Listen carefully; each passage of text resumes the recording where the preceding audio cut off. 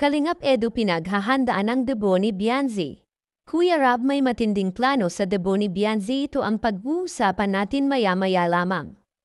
Pakiusap patapusin ang video para malaman ang nilalaman nito, at kung bago ka pa lang sa aking YouTube channel, paki-subscribe para lagi kang updated sa video ng mga kalingap.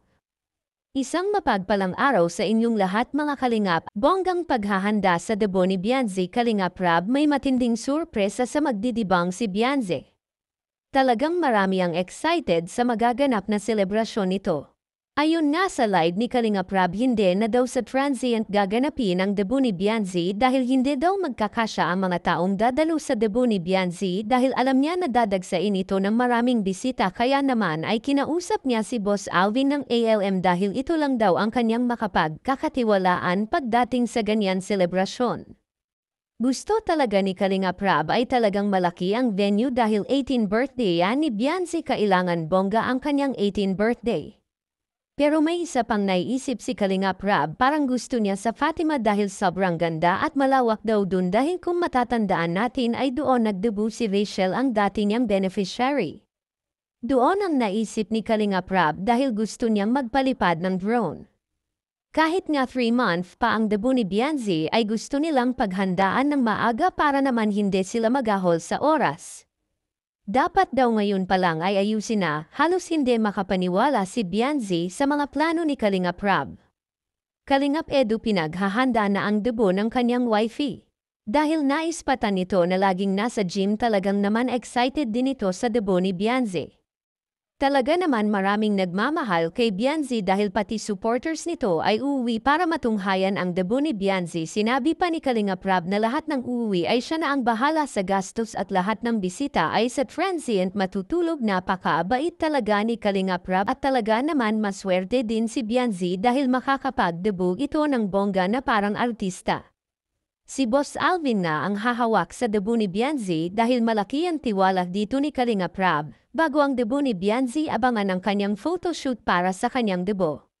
Hanggang dito na lang muna ang update natin. Kalimutan suportahan ang ama ng Kalingap na si Val Santos Matubang at ang kanyang anak na si Kalingap Rob at ang munting channel kumito. Maraming salamat po. God bless sa inyong lahat.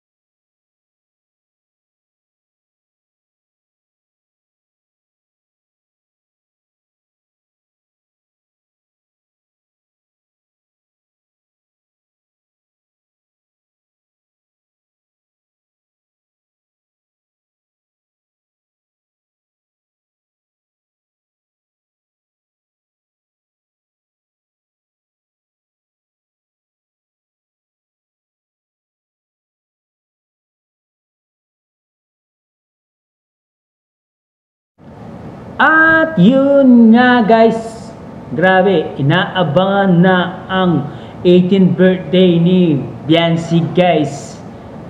Pinaghahandaan na kahit medyo malayo-layo pa ng konti, pero pinaghahandaan na yung birthday party niya guys. In grande po ang birthday party ni Bianzi mga kalingap. Grabe ang EDSI talagang. Pati si Edu, pinaghahandaan niya yung kanyang birthday party. 18th birthday party guys, debut po ni Bianzi guys. Hanggang dito na lang po ang ating reaction video for today's guys.